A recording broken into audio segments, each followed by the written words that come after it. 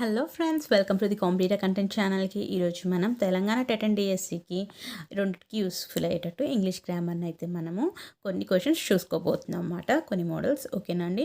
So ఆలస్యం లేకుండా let's start the video.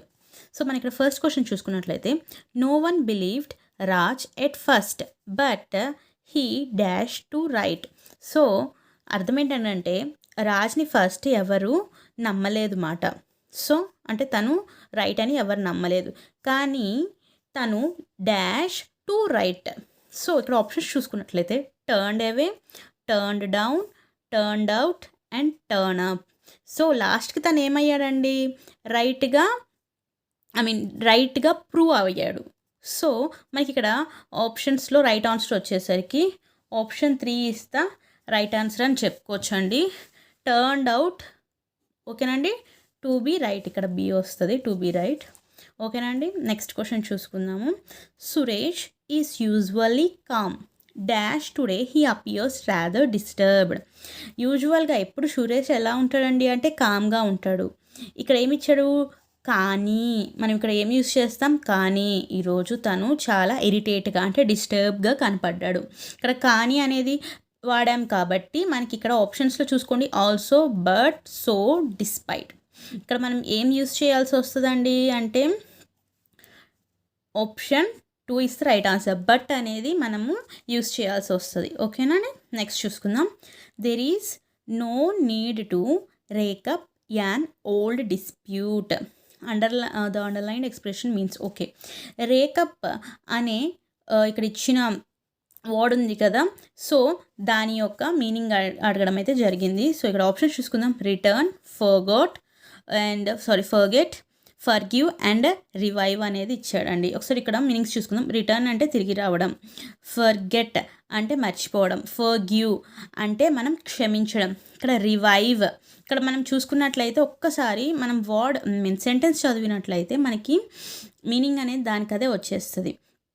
So there is no need to rake up an old dispute. ఏం అవసరం లేదు పాత గొడవని గుర్తు చేసుకోవడం. సో గుర్తు చేసుకోవడం అంటే మళ్ళీ తలుచుకొని గుర్తు చేసుకోవడం అంటే ఆప్షన్ 4 అనేది రైట్ ఆన్సర్ అవుతుందండి. రివైవ్ అంటే మళ్ళీ పాతదాన్ని గుర్తు చేసుకోవడం. Option 4 is the right answer అని చెప్పుకోవచ్చు. నెక్స్ట్ ఇక్కడ క్వశ్చన్ ట్యాగ్ ఇవ్వడం అయితే జరిగిందండి. చూడండి, don't be late. So don't be late అనేవి ఏమిటి అండి అంటే సింపుల్ రిక్వెస్ట్ మాట. సో సింపుల్ రిక్వెస్ట్గా వచ్చినప్పుడు ఇక్కడ హెల్పింగ్ వర్క్ కూడా లేదు, ఇక్కడ ఏమి ఇచ్చాడు? డోంట్ బీ లేట్ అని ఇచ్చాడు. ఇక్కడ ఇలా సింపుల్ రిక్వెస్ట్లు మనం చేసేటప్పుడు అంటే open the door, can you give me a pen, ఇట్లాంటివి ఉంటాయి కదా. సో ఇట్లాంటి సింపుల్ రిక్వెస్ట్లు చేసినప్పుడు మనకి విల్ యూ అనేది వాడతామండి. ఓకే, ఏం వాడతాం? విల్ యూ అనేది వాడతాం. ఓకేనా? నెక్స్ట్ క్వశ్చన్ చూసుకుందామండి. Many laws that were passed in various countries over the years now seem ludicrous. So underline word means. So ఇక్కడ మీనింగ్ అనేది అడిగాడు. సో చాలా లాస్ అనేవి చాలా కంట్రీస్లో కొన్ని సంవత్సరాలుగా వాడుకలో ఉన్నాయి, ఇప్పుడు మనకి లుడిక్రస్గా కనపడుతున్నాయి అని ఇచ్చాడు. సో ఇక్కడ మనం ఆప్షన్స్ చూసుకున్నట్లయితే అన్డినైబుల్ అంటే మనం కాదనలేమాట. నెక్స్ట్ తిరస్కరించలేనివి. డీమీనింగ్ అంటే మీనింగ్లెస్, అర్థవంతం కానివి. ఆబ్సోలిట్ అంటే ప్రజెంట్ వాడుకలో లేనివి, నాట్ ఇన్ యూజ్ మాట. రిడిక్యులస్ అంటే సిల్లీవి, సో నవ్వు వచ్చేటట్టుగా ఉన్నాయి. సో చాలా లాస్ అనేవి చాలా కంట్రీస్లో వాడినవి ఎన్నో సంవత్సరాలు, ఇప్పుడు మనం చూస్తే సిల్లీగా ఉన్నాయన్నమాట.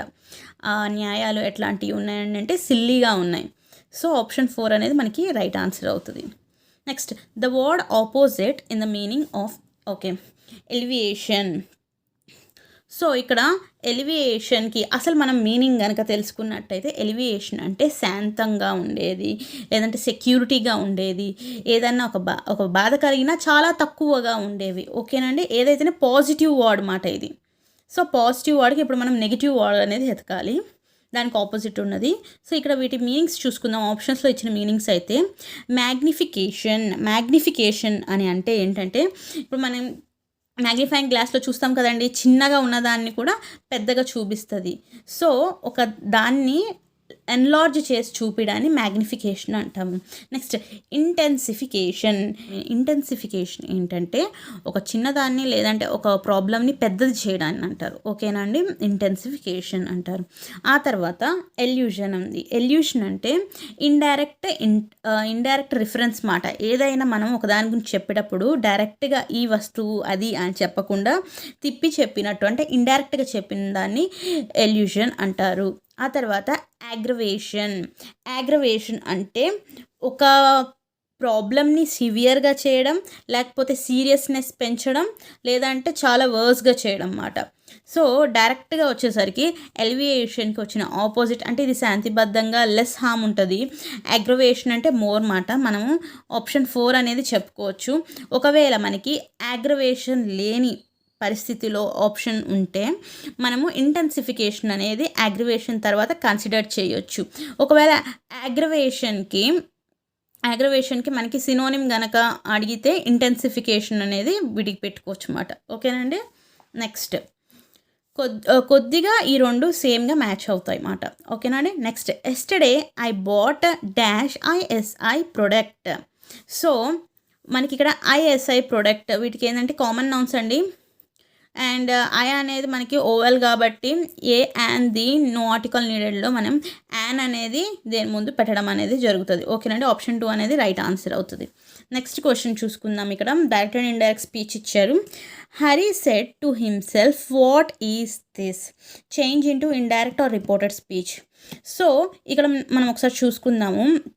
ఇక్కడ డైరెక్ట్ స్పీచ్లో ఏమి ఇచ్చాడు అంటే మనకి ఇక్కడ సెంటెన్స్లో ఏమిచ్చాడు, వాట్ ఈస్ దిస్. సో ఇక్కడ సెంటెన్స్ అనేది దేంట్లో వాట్తో స్టార్ట్ అయింది కాబట్టి మనము డైరెక్ట్ నుంచి ఇండైరెక్ట్కి మార్చినా కానీ అది మళ్ళీ వాట్తోనే స్టార్ట్ అవుతుంది. ఓకేనండి. ఇక్కడ ఎక్కడ ఉంది చూడండి, హరి సెడ్ దట్, ఇక్కడ దట్తో స్టార్ట్ అయింది, ఇక్కడ దట్, ఇక్కడ దట్. చూడండి ఇక్కడ లాస్ట్లో వాట్తో స్టార్ట్ అయింది, చూసారా, దట్తో కాకుండా. సో మనకి ఇక్కడ వాట్తో స్టార్ట్ అయింది కాబట్టి మనకి ఆన్సర్లో కూడా వాట్తోనే స్టార్ట్ అవుతుంది. Hari asked himself what that was. And meaning కూడా మనకి మారలేదు, చూసారండి, మీనింగ్ కూడా మారదు అన్నమాట. కానీ స్పీచ్ అనేది వేరియేషన్ ఉంటుంది. అండ్ మనకి ఇక్కడ వాట్తోనే ఇక్కడ స్టార్ట్ అయింది కాబట్టి మనకి ఇక్కడ కూడా వాట్తోనే స్టార్ట్ అయింది. సో ఆప్షన్ 4 అనేది రైట్ ఆన్సర్. నెక్స్ట్ చూసుకుందాం. John hates women, he is a dash. So ఇక్కడ మనకి 1 వర్డ్ సబ్స్టిట్యూషన్ అయితే ఇవ్వడం జరిగింది. ఉమెన్ని హేట్ చేస్తాడు. ఏ వ్యక్తి అయితే ఉమెన్స్ని హేట్ చేస్తారో వాళ్ళని మీసోగైనిస్ట్ అని అంటారు. ఆప్షన్ 1 అనేది రైట్ ఆన్సర్ అండి. నెక్స్ట్ వేరే కూడా అర్థాలు చూసుకుందాం. పాలిగాట్ అంటే ఏంటంటే ఎవరైతే డిఫరెంట్ లాంగ్వేజెస్ని వాడతారో, అంటే లాంగ్వేజెస్. ఏ పర్సన్ అయితే చాలా లాంగ్వేజెస్ని మాట్లాడతారో పాలిగ్లాట్ అంటారన్నమాట.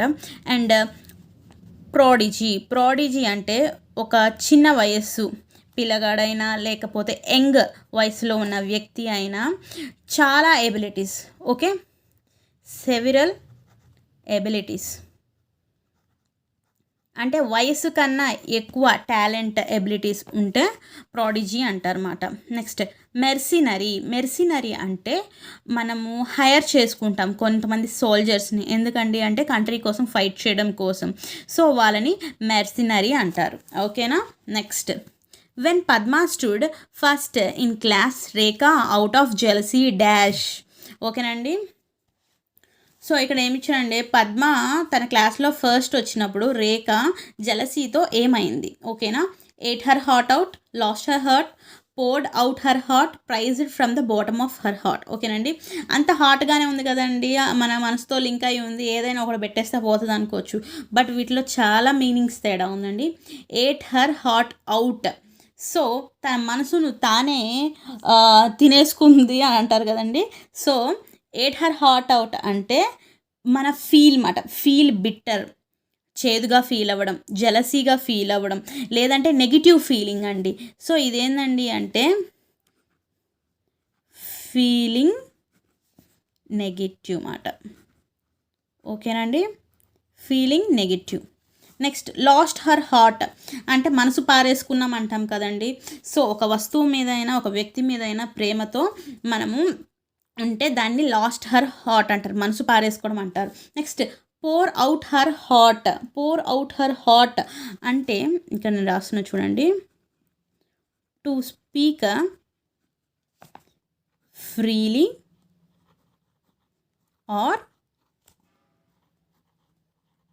ఓపెన్లీ. ఓకేనండి, ఫ్రీగా మాట్లాడడం లేకపోతే ఓపెన్గా మాట్లాడడం, భయపడకుండా డేర్గా అని అన్నదాన్ని పోర్డ్ అవుట్ హర్ హార్ట్ అంటారు. ఓకేనా.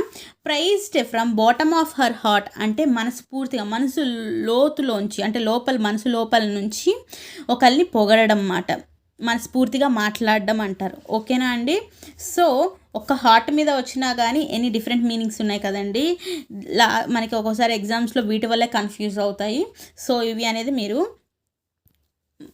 కన్ఫ్యూజ్ అవ్వకుండా గుర్తుపెట్టుకోండి. సో మా ఈ కంటెంట్ కనుక మీకు నచ్చినట్టయితే లైక్ చేసి సబ్స్క్రైబ్ చేసుకోండి.